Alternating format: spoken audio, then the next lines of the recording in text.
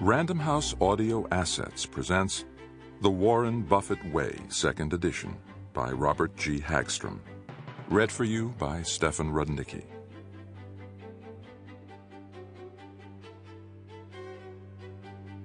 Every year, Forbes magazine publishes a list of the 400 richest people in America, the very elite Forbes 400.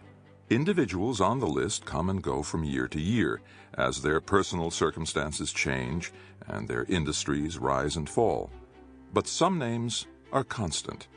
Among those leading the list, year in and year out, are certain mega-billionaires who trace their wealth to a product, computer software or hardware, a service, retailing, or lucky parentage, inheritance. Of those perennially in the top 5, only one made his fortune through investment savvy. That one person is Warren Buffett. In the early 1990s, he was number 1. Then for a few years he seesawed between number 1 and number 2 with a youngster named Bill Gates. Even for the dot-com crazed year 2000, when so much of the wealth represented by the Forbes 400 came from the phenomenal growth in the technology area, Buffett, who smilingly eschews high-tech anything, was firmly in 4th position. Still, the only person in the top 5 for whom the source of wealth column reads stock market. In 2004, he was solidly back in the number 2 position. In 1956, Buffett started his investment partnership with $100. After 13 years, he cashed out with $25 million. At the time of this writing, mid-2004, his personal net worth has increased to $42.9 billion. The stock in his company is selling at $92,900 a share, and literally millions of investors around the world hang on his every word. To fully appreciate Warren Buffett, however, we have to go beyond the dollars, the performance accolades, and the reputation. Warren Edward Buffett was born August 30th, 1930, in Omaha, Nebraska. His grandfather owned a grocery store and once employed a young Charlie Munger. His father was a local stockbroker.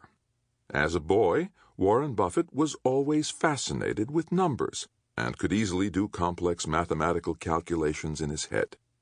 At age 8, he began reading his father's books on the stock market. At age 11, he marked the board at the brokerage house where his father worked. His early years were enlivened with a succession of entrepreneurial ventures, and he was so successful that he told his father he wanted to skip college and go directly into business. He was overruled. Buffett attended the business school at the University of Nebraska, and while there read a new book on investing by a Columbia professor named Benjamin Graham. It was, of course, The Intelligent Investor. Buffett was so taken with Graham's ideas that he applied to Columbia Business School so that he could study directly with Graham. Bill Ruane, now chairman of the Sequoia Fund, was in the same class. He recalls that there was an instantaneous mental chemistry between Graham and Buffett, and that the rest of the class was primarily an audience. Not long after Buffett graduated from Columbia with a master's degree in economics, Graham invited his former student to join his company, the Graham-Newman Corporation. During his 2-year tenure there, Buffett became fully immersed in his mentor's investment approach. Then, in 1956, Graham-Newman disbanded. Graham, then 61, decided to retire.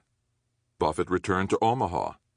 Armed with the knowledge he had acquired from Graham, with the financial backing of family and friends, and with $100 of his own money, Buffett began a limited investment partnership.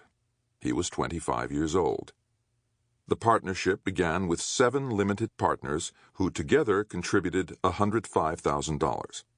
The limited partners received 6% annually on their investment and 75% of the profits above this bogey. The remaining 25% went to Buffett, who as general partner had essentially free rein to invest the partnership's funds.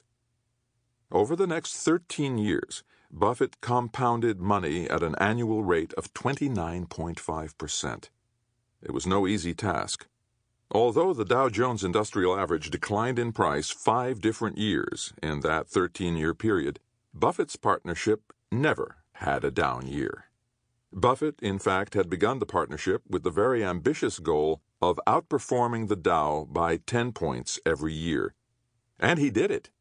Not by 10 points, but 22. As Buffett's reputation grew, more people asked him to manage their money. For the partnership, Buffett bought controlling interests in several public and private companies, and in 1962 he began buying shares in an ailing textile company called Berkshire Hathaway. That same year, 1962, Buffett moved the partnership office from his home to Kiewit Plaza in Omaha, where his office remains today. The next year, he made a stunning purchase.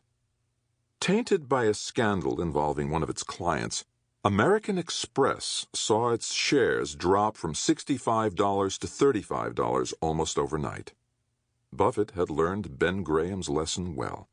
When stocks of a strong company are selling below their intrinsic value, act decisively.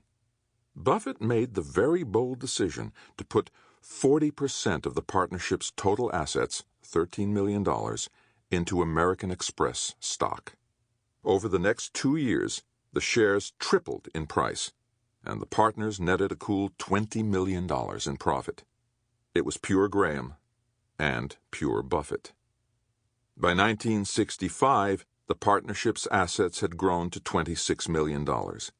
4 years later, explaining that he found the market highly speculative and worthwhile values increasingly scarce, Buffett decided to end the investment partnership. When the partnership disbanded, investors received their proportional interests. Some of them, at Buffett's recommendation, sought out money manager Bill Ruane, his old classmate at Columbia. Ruane agreed to manage their money, and thus was born the Sequoia Fund. Others, including Buffett, invested their partnership revenues in Berkshire Hathaway. By that point, Buffett's share of the partnership had grown to $25 million, and that was enough to give him control of Berkshire Hathaway. What he did with it is well known in the investment world. Even those with only a passing interest in the stock market recognize Buffett's name and know something of his stunning success. In the following, we will trace the upward trajectory of Berkshire Hathaway in the 40 years that Buffett has been in control. Perhaps more important, we will also look beneath the surface to uncover the commonsensical philosophy on which his success is founded. Warren Buffett is not easy to describe. Physically, he is unremarkable, with looks often described as grandfatherly. Intellectually, he is considered a genius, yet his down-to-earth relationship with people is truly uncomplicated. He is simple, straightforward, forthright, and honest. He displays an engaging combination of sophisticated dry wit and cornball humor. He has a profound reverence for all things logical and a foul distaste for imbecility. He embraces the simple and avoids the complicated. Reading Berkshire's annual reports, one is struck by how comfortable Buffett is quoting the Bible, John Maynard Keynes, or Mae West. Of course, the operable word is reading. Each report is 60 to 70 pages of dense information. No pictures, no color graphics, no charts. Those who are disciplined enough to start on page 1 and continue uninterrupted are rewarded with a healthy dose of financial acumen, folksy humor, and unabashed honesty. Buffett is very candid in his reporting. He emphasizes both the pluses and the minuses of Berkshire's businesses. He believes that people who own stock in Berkshire Hathaway are owners of the company, and he tells them as much as he would like to be told if he were in their shoes. When Buffett took control of Berkshire, the corporate net worth was $22 million. 40 years later, it has grown to $69 billion. It has long been Buffett's goal to increase the book value of Berkshire Hathaway at a 15% annual rate, well above the return achieved by the average American company. Sample complete. Ready to continue?